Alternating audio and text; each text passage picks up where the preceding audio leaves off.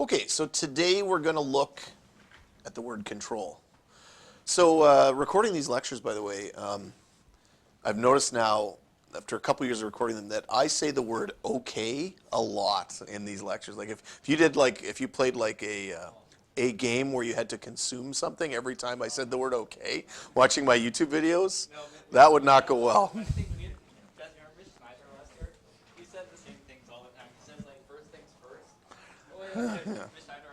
It's funny when you watch yourself back. All right.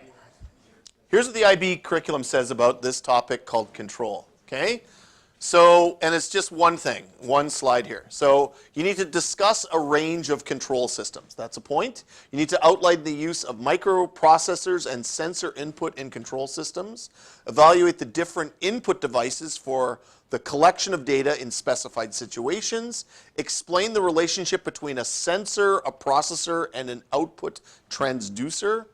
Describe the role of feedback in a control system. Discuss the social implications and ethical considerations associated with the use of an embedded system. And compare centrally controlled systems with distributed systems. And outline the role of autonomous agents acting within a larger system. So there's some terminology there that we're going to go over today, okay? Again, also something you want to look at with your review sheet or your review document, the online Google Doc that you guys have set up, that these terms should just be stuff that you know, like if it shows up on an exam question, you kind of know generally what they're talking about. Okay, we'll come back to that at the end. So a control system is a device or a set of devices that manages basically the behavior of the device or the system itself, okay? So by managing it, it controls it in the sense that it commands it, it directs it, it regulates it. So what is this control system, okay? Well, here's a couple scenarios. What good is an airplane if you can't make it go where you want it to go? You need to control the airplane, okay? What good is a chemical production plant if you can't control things like pressure and temperature? You're not going to make the chemicals you want. You need to control the amounts of chemicals being mixed. What good is this room if I can't control the temperature of this room, having a system where I can actually up the temperature or lower the temperature? So control systems are extremely common. They are everywhere, right? From manufacturing to just temperature control systems to washing machines to everything. Okay, traffic lights, they're all control systems being controlled by some sort of physical hardware and some sort of intelligent system that organizes the way it's controlled. Okay, there's basically two classes of control system, an open loop and a closed loop control system. Okay, in the open loop system, it's the simplest one. It's just based on inputs, right? So this would be an open loop system right here. I turn the temperature up, it goes up. I provide it the input, it just does what I say, and it does the output. But in a closed loop system, we want a little bit of what's called feedback in the system. We want a feedback loop. So you provided input, but it senses that a little bit and possibly changes the output as well through a sensory feedback loop. Okay? The human body is a system. It's a control system. Okay, so here's an example.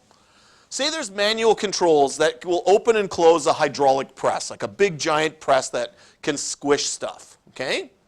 We might want to put some logic in place that the press will not go down unless you have a safety guard on as well to avoid the operator losing their hand in the system, okay? So in order to make that a feedback loop, we might want to include a thing like a sensor in the system to sense if the security gate is actually down before it drops the hydraulic press, okay? And then we might actually want to write some little control algorithm in there that says if the safety guard isn't down, then don't let the press go down.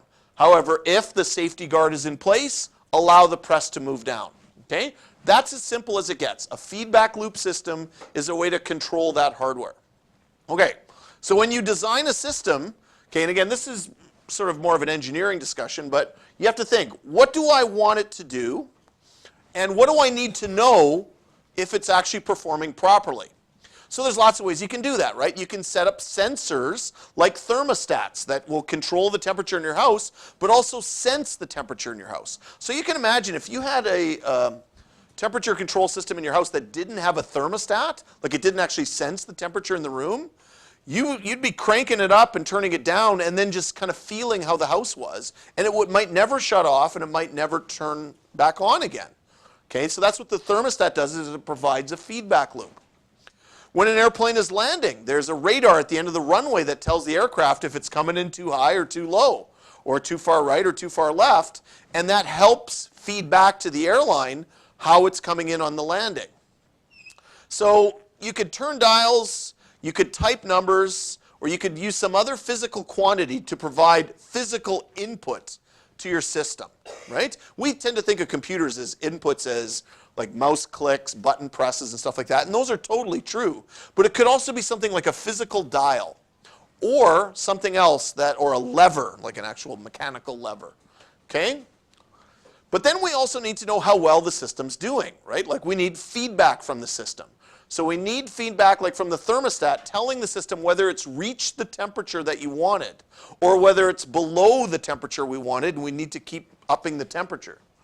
This involves sensors of some type, right? In order to get that feedback, I'd need sensors, whether they're temperature sensors, pressure sensors, tachometers, or other types of sensors that measure the performance of the system, okay? And monitor how it's doing. This is fairly intuitive. This is why I like to leave these lectures till the end. There's nothing on here that's revolutionarily new to you guys. It's just putting it in the language that might show up on your IB exam. Okay. So when you're designing a system, you have to figure out what information is available, what do I need to sense, what information am I getting, and how do I then control the system once I have that information. So once I have the information, how do I adjust the outputs based on the feedback given to me through the input and through the feedback loop and compare them, right? This is where we come in as programmers. So we're getting information, we have to process that information. Now, depending on the complexity of the system, we might be able to use code like we're used to writing. Like, oh, I'll just write a Java application for this. But that would only work if your system can handle working in Java. If it can't handle working in Java, then we have to find a way to program this at the level of the system that we're working with, okay? But that's the general idea, is this idea of the feedback control system, okay? All right, did you drive this morning? If you drove to school this morning, you were using a feedback system, okay? You didn't think about it, but when you were on the road, you used your inputs, what you see and what you hear as you're driving, to affect the way you're driving. So those inputs are affecting the way you're driving, so it's feeding back to you how well you're driving, okay? If you were shut off on one of your inputs, like say all of a sudden you were blinded on the road, that would definitely affect the outputs to that system. Okay? You wouldn't get feedback. You wouldn't know how well your car is performing. You could still give inputs. You could still step on the gas. You could still turn the wheel. You could still provide the inputs, but you wouldn't be getting sensor input to feedback how your driving is going. Okay? The human body's feedback, right? You step outside and it's cold. Your skin is a sensor that registers this. Your brain processes that information and goes, I need to go back inside and get a jacket. It's pretty cold outside, right? That's our natural feedback system. The skin temperature is feeding back to your brain, and then your brain is controlling your body to go back and get a jacket, right? So it's a very simple system, okay? So we try to apply this to the man-made world so that this idea of a feedback loop system or a closed loop system or an open loop system applies to all kinds of physical problems. All right, so let's run through a ton of examples now. Okay, washing machine. Okay, I just bought a new washing machine. You fill the tub up with clothes, then you turn it on. What the washing machine does is it fills that tub up with water, swirls the clothes around, so it runs a motor to start spinning them around. It's called the agitator. Then it drains the water, spins the clothes to remove the water as well. Then it does it again, refills and rinses, and like it goes through a few cycles of this as it's washing the clothes. That's what it does, right? That's what a washing machine does. But how it actually works, how the I mean, you guys might know how a motor works, right? But what kind of feedback are we going to need here? We have sensory input from the user, which says, this is how long I want it to spin. This is the temperature of the water I want it to use. It might even have, this is how much clothes I'm putting in there. But what would be a feedback sensor in the washing machine system? Can any of you think? When to stop filling with water. Yeah, that's a good one. Because if it didn't know that, it would overflow, right? What else would it need to know from a sensory standpoint? If the door's closed, that's an excellent system sense. Okay, so let's say it's in a spin cycle. What would it need to know then? How long? Yeah, how long it needs to spin before it stops. These are basic things, but obviously these were built in somehow by somebody designing that washing machine. Okay, that's the feedback system involved. Okay, so here's, and again, you don't need to know the very fine details of this. And yes, I looked these up. I don't have washing machine mechanics on the brain all the time. So a cycle switch determines how long the cycles last. So it's kind of like a timer, essentially. There's a motor, right, which can do that. On top of that there's contacts and there's bumps on the dial that will sense which part of the cycle it's in. Okay? Now, again, depending on the complexity of the washing machine, some of the newer washing machines might actually have a circuit board with some actual code written into it. But on older style mechanical washing machines that aren't coded, they would just have gears like a watch, which would tell when it gets to a certain point in the cycle, oh, okay, now switch to a new cycle. So just mechanical type timing devices and mechanical type when it knows when the water's filled. Like if you look at this one, this is the new style of washing machine where it loads from the front. A lot of the older ones obviously loaded from the top, which meant the water could just rise there, and when it reached a little point, oh, okay, it's full now, right? It could even just be physically just a bubble thing that, like if you've ever opened up a toilet, you can see that it's just a float that when it reaches that point, it shuts off based on the float. Obviously, with the newer washing machines, they're probably using physical electrical sensors and things like that. I don't know. I'm not a washing machine designer. Okay? So that's basically what happens. There's bumps and there's speed, and you guys got it. There's pressure switches to detect, oh, that's how it works, pressure sensors, right? And that's the program. The program that fixes that is the physical devices. That's the actual if loops and stuff like that. The program is physical. But as the technology increased and the electrical components increased, then it actually can go to things like coding like we're using now. And that's the world. The world is moving more that programmers are now working with devices that they never thought they'd be working with before. They thought, oh, I'm going to become a computer scientist. I'm going to work with computers. No, it's more than that now, right? You can go into simple explanations like tablets. Oh, sure, I can program a tablet. Oh, a cell phone. Yes, I can go to there. But now it's getting even more out there. Oh, I have to program a car. I have to write software for a car. I have to write software for a washing machine? Why not, right? If they can throw the hardware in there, what would be the advantage of a circuit board over what you see here with gears and stuff like that? How so? You're right, but how so? That's right. Moving parts degrade over time. Electronic parts are probably going to have a longer lifespan. Now, there's still a disadvantage to electronic parts. What would the disadvantage be? Could be buggy, yeah. Replacement, like they don't generally fix those things, right? Like if you blow the circuit board in your washing machine and you call up a washing machine repair company, they're not going to come in and reprogram your circuit board. What are they going to do? They're going to replace the whole circuit board with another one. Whereas in an old washing machine, they might be able to actually pull out that gear and put another gear in there. They could maybe do that, which would be a lot cheaper for you fixing that washing machine than replacing a giant circuit board. So there's always a trade-off there. But you hope with the circuit board, it's going to last longer than the gear. Okay, let's talk about elevator doors. Okay, so what are the, don't read, let's think. What are the sensors going to be? The inputs for an elevator are the user pressing what floor, and then what other buttons do you have on an elevator that you can control? Close the door, open the door. There's the alarm button, yeah. Okay. What sensors are going to be needed in the feedback loop here? If someone's between the doors, yeah, that's a good one. Yeah, if it's at the right floor, right? Yeah, you don't want to. So what you would then send signals to is what you can control. What can you control with an elevator? You can control the motor that drives it up and drives it down. But what else can you control with an elevator? The doors, right? So you have to think about the feedback there. If I sense someone's in the doorway, what do I control? Yeah, open the door, right. If someone presses the button to close the door, what would I have to sense first before I close it? The exact thing we just talked about. Is there someone in the doorway? What would I need to sense? So let's say I have sensors that determine what floor I'm at. What would I then control? Stopping it, and then what? Opening the doors. You guys get that's exactly right. You got exactly the right things that goes into the engineering behind this, right? So what actually happens is, yes, there are infrared sensors that sense, they bounce infrared signals off of stuff. They sense whether someone's in that door zone with the infrared sensors. Then they send that signal to a processor unit, which controls the motors through an actuator. You guys who did the robotics know about actuators, right? That's controlling motors. There might even be photocells in there that can actually sense photographically where there's someone in the door. Depends on how fancy the elevator is, right? Some of it might be just an infrared beam. Some of it might be something that's actually sensing something at a different level, right? And then it processes that, right?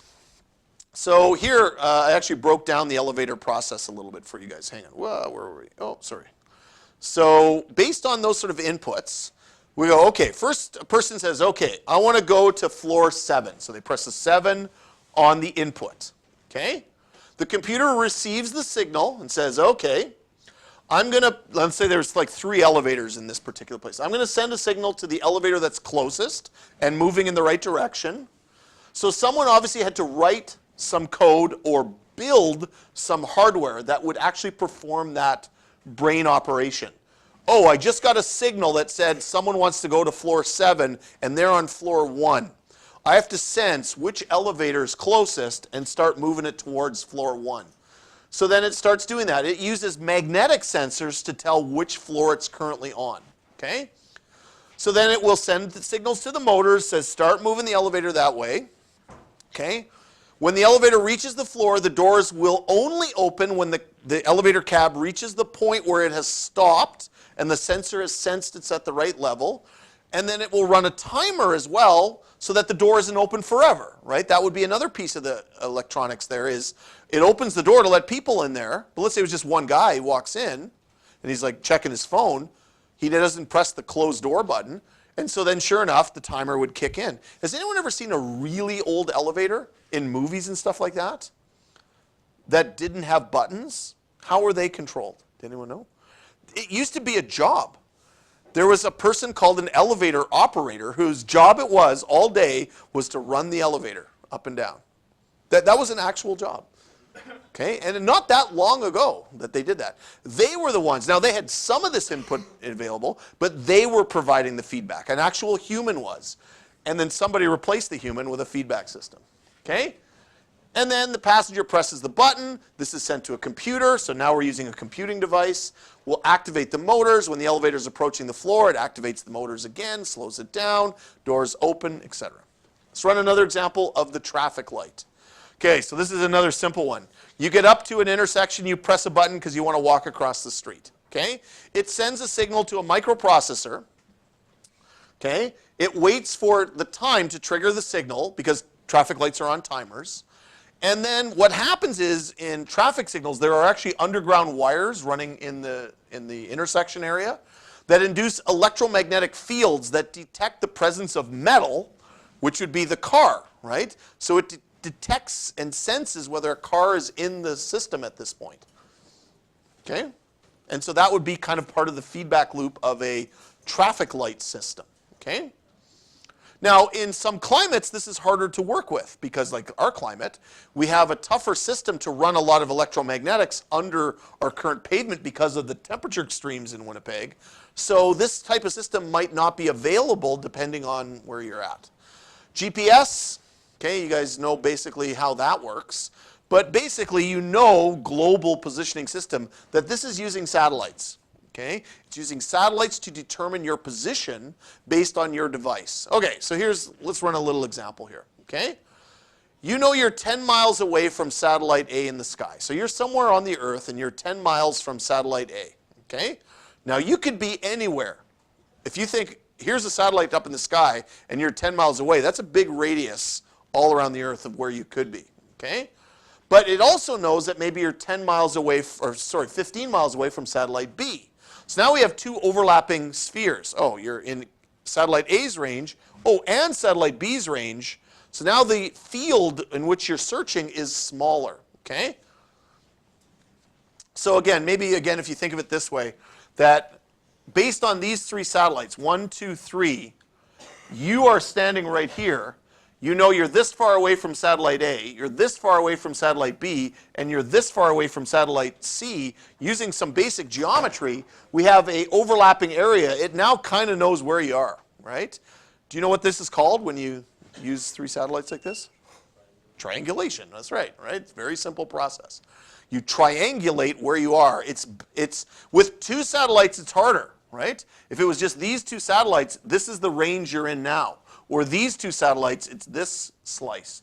But with 3, it's reduced it down to a nice small area, okay? Would 4 help? Yeah. Would 5 help? Yeah. Sure, it keeps reducing the area, but then you have to trade off how many satellites am I going to bounce this off and how much data am I going to process there, right? So 3 is kind of the Goldilocks number there for figuring that out, okay?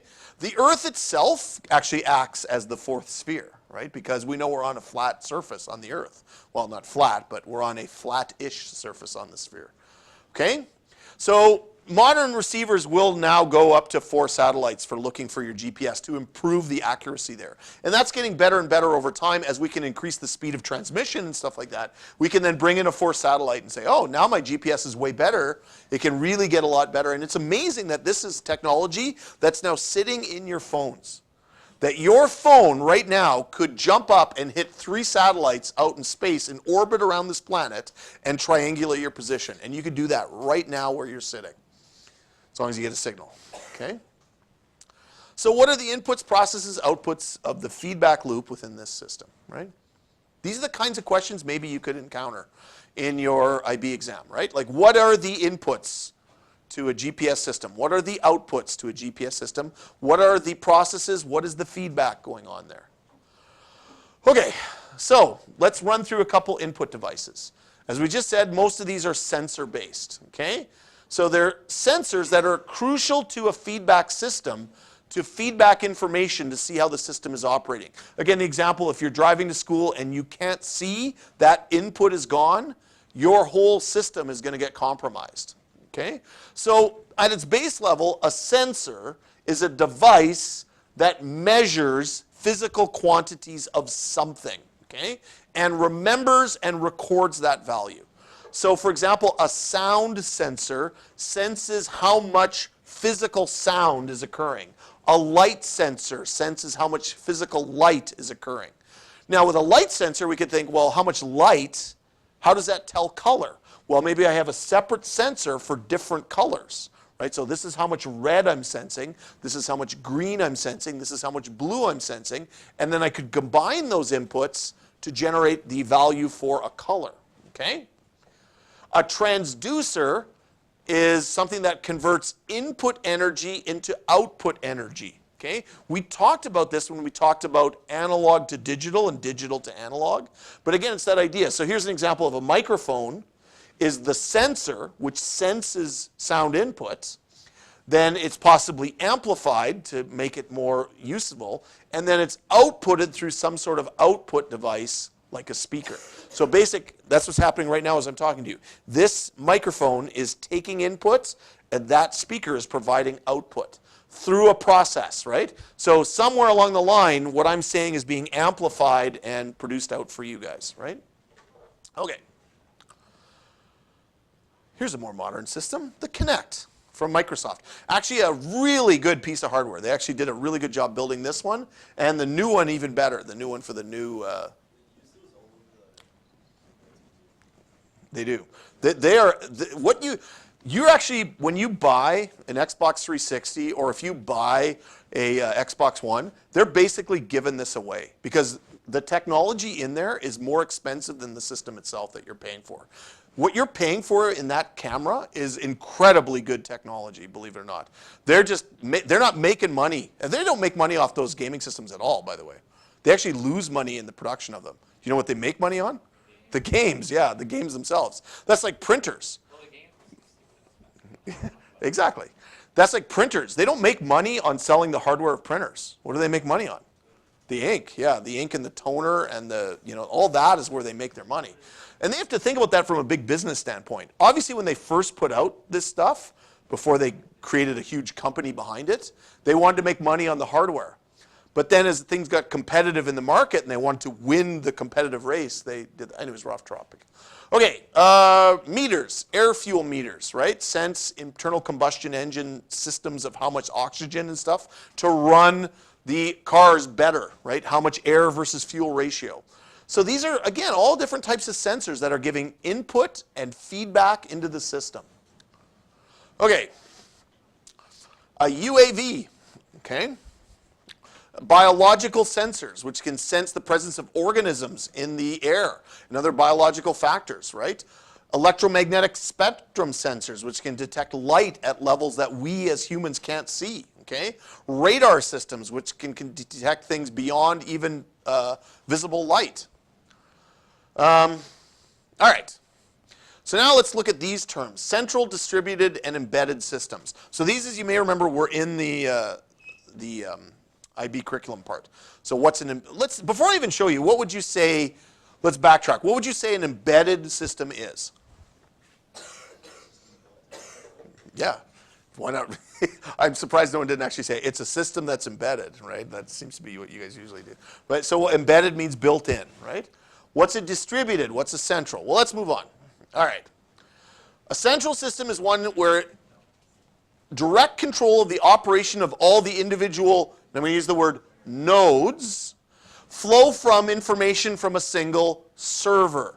Okay, but now when I use those words, you might first think of what we talked about when we did networking, but then you might also think about what we did when we did programming, when we did linked lists.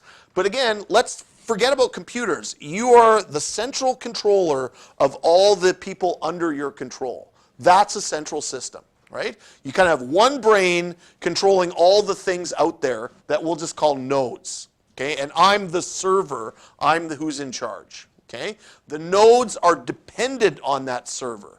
In a central system, the things out there are dependent on the thing in the middle. Now, let's do a little review at this point. When we did networking, I talked about something called topologies, the different ways you can design a network.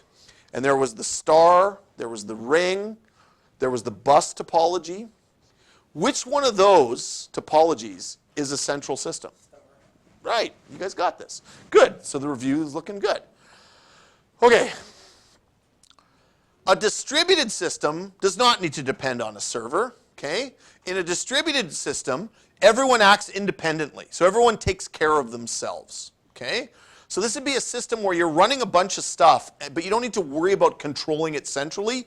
You let everyone do their own thing. That's a distributed system, okay? What are the pros and cons? Well, in distributed computing, it's cheaper because you don't have to worry about buying something really expensive that runs the system like a supercomputer that runs all of its nodes. Performance is a con, is a pro. If we can get enough hardware into the individual nodes, we can actually get better performance than supercomputers. But if we put more money into the supercomputer, then we get more performance there. So it's, again, that's a bit of a misleading fact there.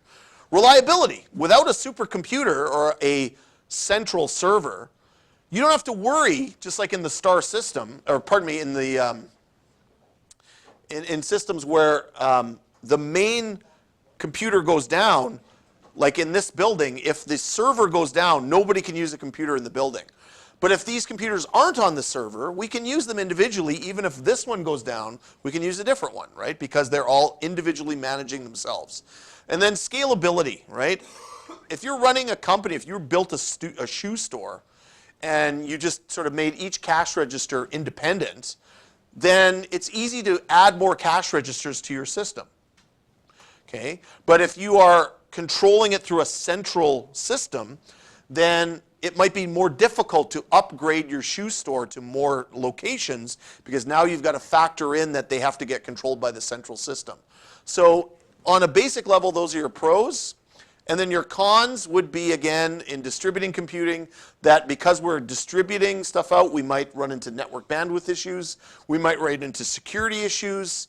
And we might run into software complexity issues because in distributed systems, all the nodes have to be complex enough to handle themselves, which means we have to have software for them that works well that way. Okay, an embedded system, as you guys said, is where the system is built right into the mechanics of the device we're looking for, okay? So embedded systems embed the stuff right. So the washing machine is an embedded system, right? It's embedded right in there. Now, contrast to embedded systems would be systems that can upgrade themselves. So this is basically a computer, right? A computer can upgrade itself. Personal computers do that, right? They constantly are upgrading themselves. Or you are also in charge of upgrading as well. Like you can add a new operating system to your particular computer. That's something you can do. That's not something you can do with a washing machine, right? But now, having realized that this is a good thing, a lot of hardware companies are now doing that as well. That's why you see that. That's why you can now upgrade the software in your car, because now it's not embedded anymore. It is now more of a distributed system. Okay. Oh, look, there's a car right there. Embedded system control in many devices commonly used today range from portable devices like digital watches and MP3 players to even larger things like traffic lights, factory controllers, and even hybrid cars and other types of cars. Okay?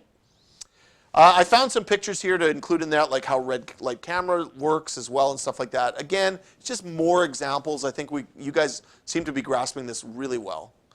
On the social and ethical side, okay, we have to think a little bit here. Okay, so embedded systems make tasks that machines do of a higher quality or an ease of use, okay? So let's use the car example.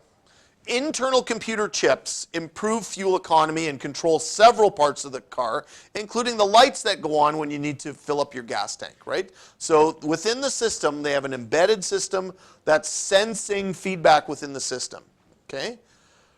The problem is, not everyone can repair cars that have that high level of technology. So if you buy a brand new car with all those fancy computer systems, and trust me, this is going to happen when you buy a car, and then you drive it to your local shop, or even here at the school, you bring it in and say, hey, you guys in PowerMech, can you fix this? And they take a look and they see the system in there and they realize how complex it is. What are they going to do? They're going to have to turn you away and say, I'm sorry, we can't fix this car. Who can fix it then? The dealer, yeah. And anyone who's ever taken a car to a dealer to get fixed, no, that's not necessarily the cheapest option to have. Probably the far from it, okay?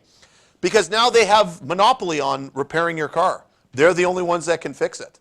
And so they can charge you, they have a chokehold on how much they can charge you because, now I'm not saying that they will do that, but I'm just saying they could do that because they're in charge. You're the expert now. Say you guys, you 6 guys, write an incredibly powerful piece of software 2 years from now and sell it to St. James School Division for students to manage their homework. And it's awesome. And the school division loves the software you write, and they pay you for it. And then something goes wrong. Who gets to fix it?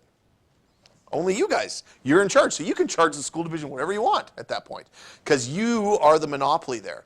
So that's sort of an ethical issue behind being in total control of the system you're operating in. That's why car dealers now, there are companies building devices that can fix high-end cars so that they can sell them to the shops so that they can offer the service of repairing even cars with high-end electronics in there, okay? There's also security issues with embedded systems, right? Like, what are we giving access to in embedded systems, right? A good example would be your cell phone, right? Like, how much information do you put in that cell phone? Do you put your credit card information in your cell phone? Do you put your personal contacts in there? And if so, and it's connecting to satellites, could somebody get into there? Is there a security risk of them getting that? I guarantee in your lifetime, you guys are going to live through the era of the disappearance of physical money. You won't use it anymore. I rarely use physical money now. I mean, I got Tim Hortons this morning, and I used the flash, you know, the tap. I love that, right? You just tap the little thing on the Interact machine and away I go. I feel like such a boss doing it too. Sometimes I'll just lay the card right on there and sort of turn around for a second, hear the beep, and then come back and pick it up. I'm starting to work it into my own sort of routine. How cool am I going to be with this tap thing? But that might be a problem, right? Think about it. If you had your own sensor and you know that someone could tap, what if you just went over and bumped into someone with that sensor? Would you be charging them at that point?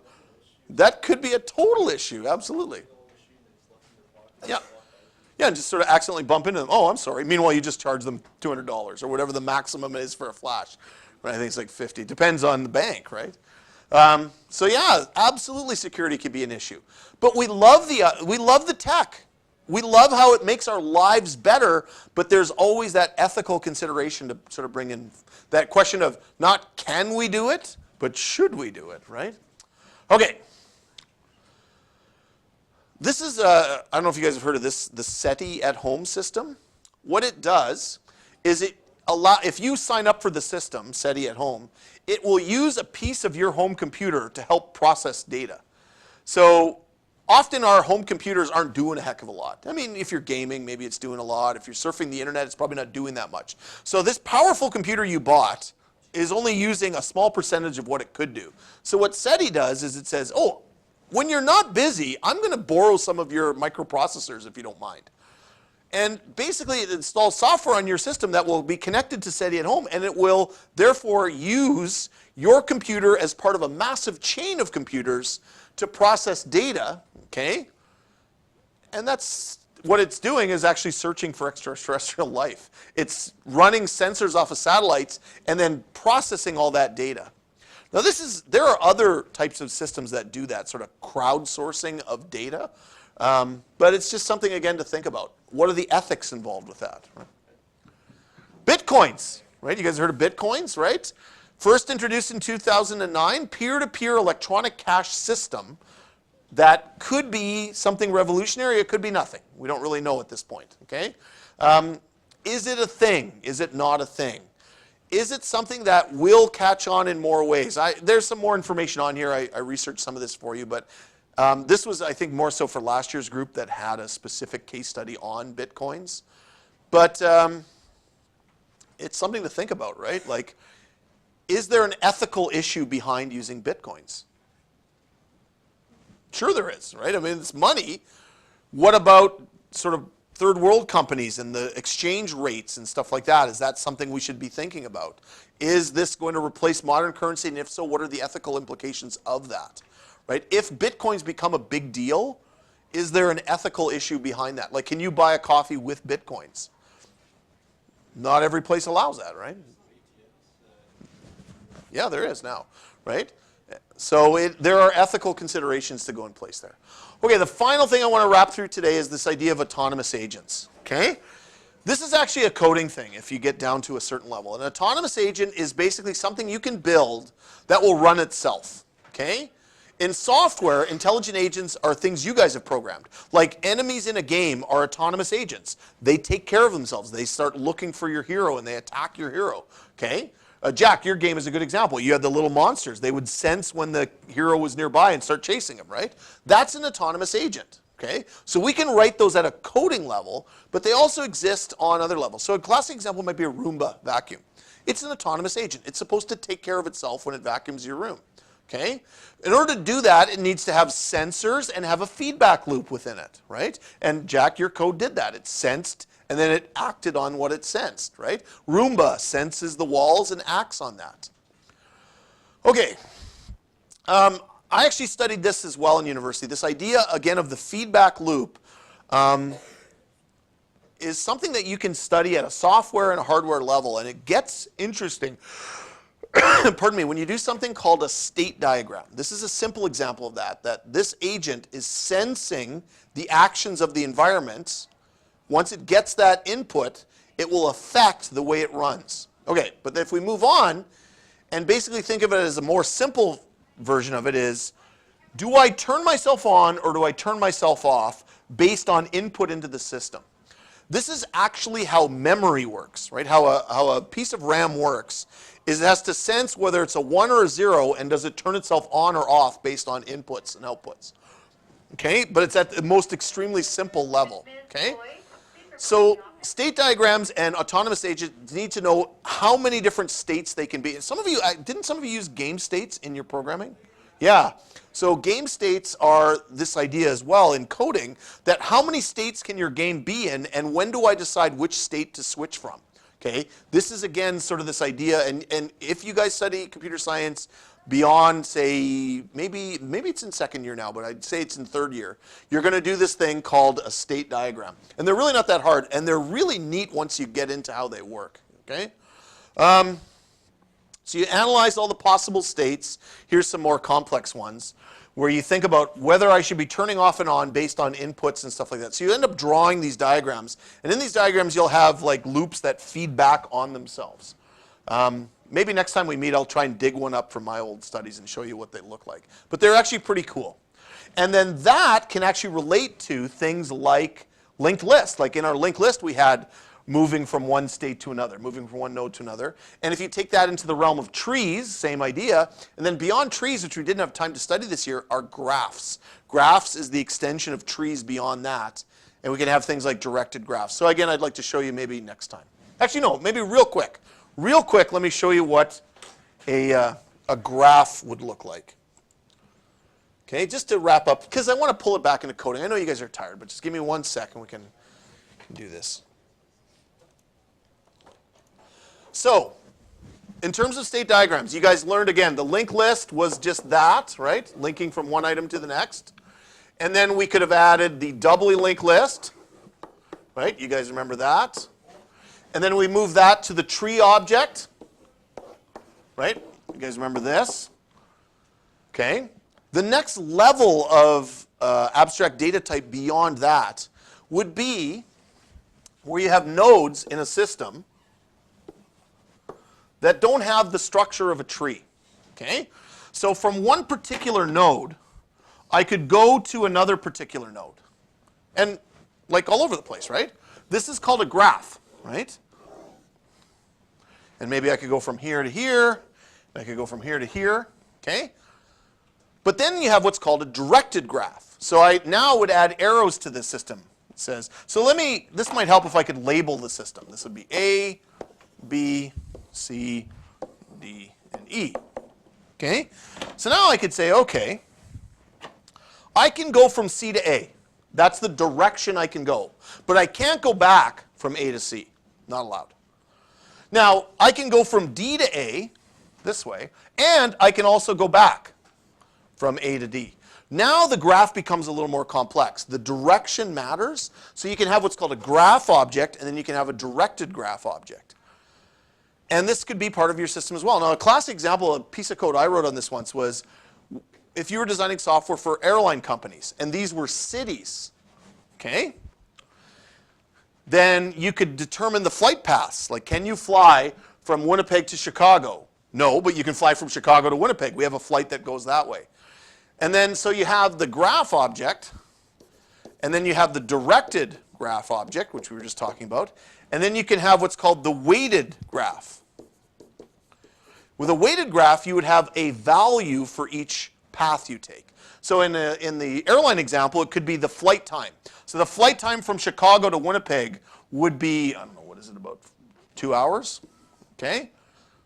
Whereas the flight time to go from Chicago to Vancouver would be 4 hours, right? And stuff like that. And then you would weight your graph based on all these directions, right? So the direction this way and that way might be the same. They might be different.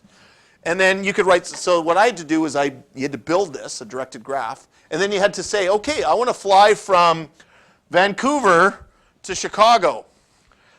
What's the shortest flight path to take? So is the direct path the shortest, or should I go through this city to get there? So it had to run an algorithm to kind of figure that all out. So there's tons of applications of this stuff if you think of it on that bigger level. Okay? All right, real quick before we wrap up, let's jump back real quick to the starting thing again, just to review if you guys feel comfortable about this. Let me just try that. There we go. So here's what it said right at the beginning. Discuss a range of control systems. This should include things like automatic doors, heating systems, taximeters, elevators, washing machines, device drivers, GPS robots, etc. Technical knowledge of specific systems is not expected, but students should be able to analyze a system. In other words, what are the inputs, what are the outputs, what is the feedback loop? Outline the use of microprocessors. These should be related to the examples above in sensors. Oh, okay, so you guys knew, we already answered that type of question. Evaluate different input devices. Scenarios are based on situations familiar to students. Explain the relationship between a sensor, processor, and output transducer. Technical hardware is not required. Outline the role of feedback in a control system. Discuss the social implications. Okay? It says, for example, tagging prisoners. That's a good one. What if we put a microchip inside of prisoners the way we do cats and dogs to track them, right, once they get out of jail? Say it's a child molester. Would that be useful? Or if they escape. Yeah, or if they escape. Would that not, that would totally be useful, but is it ethical, right? Compare central controlled system with distributed system. Technical details are not required. And outline the role of autonomous agents. Technical hardware details are not expected. So you just had a general knowledge of this stuff. I hope you guys feel that we've covered that.